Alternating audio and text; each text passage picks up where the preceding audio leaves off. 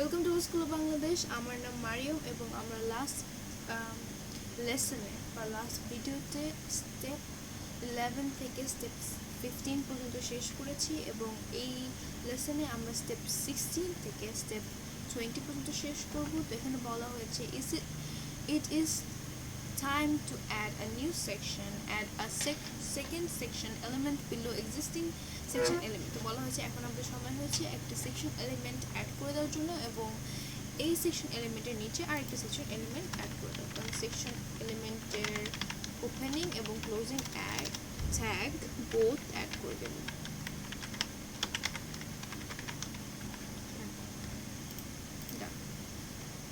এখন এসে পড়েছি 17 স্টেপে। Within the second section element, add a new h2 element with the text catalyst. এখানে বলা হয়েছে আমার সেকশন এলিমেন্টের ভিতরে একটি h2 এলিমেন্ট দেওয়ার জন্য এবং সেই h2 এলিমেন্ট এর ভেতর এই টেক্সটটা দেওয়ার জন্য। তো আমি তারপরে করে একটি h2 এলিমেন্ট টাইপ করে নেব, ওপেনিং ক্লোজিং ট্যাগ বোথ, এবং সেটার মধ্যে ক্যাটালিস্ট কপি জাস্ট পেস্ট করে দেব। ডান। এখন আমি যোগ করেছি স্টেপ 18-তে। এখানে বলা হচ্ছে when you add a lower rank heading element to the page it implied that you are starting a new subsection. আচ্ছা, আমরা যখন একটা লোয়ার র্যাঙ্ক হেডিং অ্যাড করব একটা ওয়েবসাইট, লোয়ার র্যাঙ্ক হেডিং বলতে গেলে যেরকম H2 এর ইম্পর্টেন্স আছে, যেরকম H3 এর ইম্পর্টেন্স নেই, আর যেরকম H1 এর ইম্পর্টেন্স আছে সেরকম H2 এর ইম্পর্টেন্স নেই। মানে যত বড় নাম্বার তত ছোট ইম্পর্টেন্স। এই কারণে যদি এখানে বলা হচ্ছে আমরা যখন লোয়ার র্যাঙ্কের এলিমেন্টগুলো ইউজ করবো তখন একটা সাবসেকশন, প্রত্যেকবার একটা সাবসেকশন করে ক্রিয়েট হবে।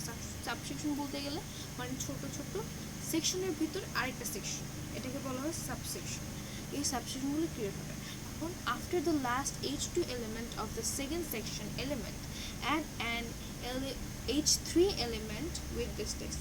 h2 এলিমেন্টের মানে পরে আমাদের একটা h3 এলিমেন্ট অ্যাড করতে বলা হয়েছে এবং এইটার সেই h3 এলিমেন্টের ভিতরে এই টেক্সটটা দিতে বলা হয়েছে, থিংস ক্যাটস লাভ।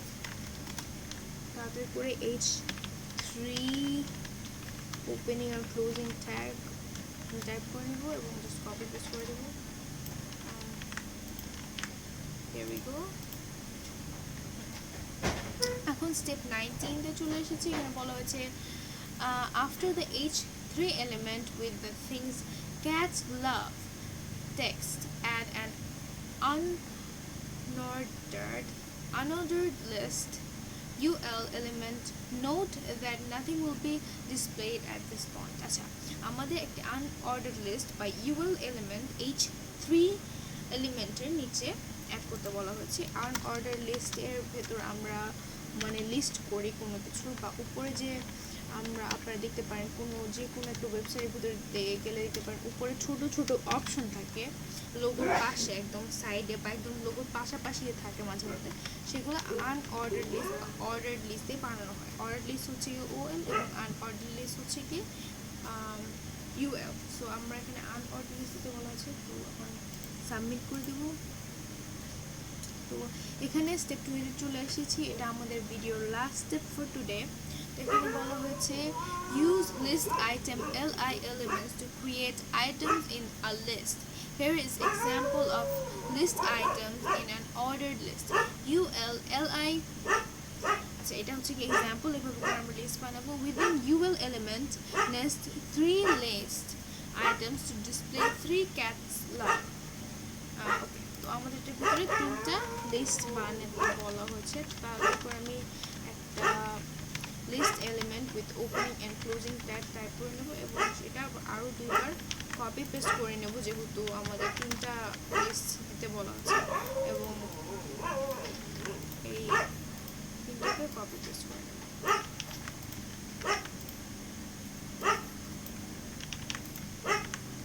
দেখতে পাচ্ছেন যে এইগুলো হচ্ছে আমাদের লিস্ট। এখন বলতে পারেন আমাদের উপরে কেন না, সাইডে এরকম কেন না ওয়েবসাইটের মতো, সেটা আমরা যখন আরও অ্যাডভান্স লেভেলের কোডিং করবো তখন সাইডে চলে আসবে। তো এখন আজকের জন্য এতটুকুই। See you next video, by.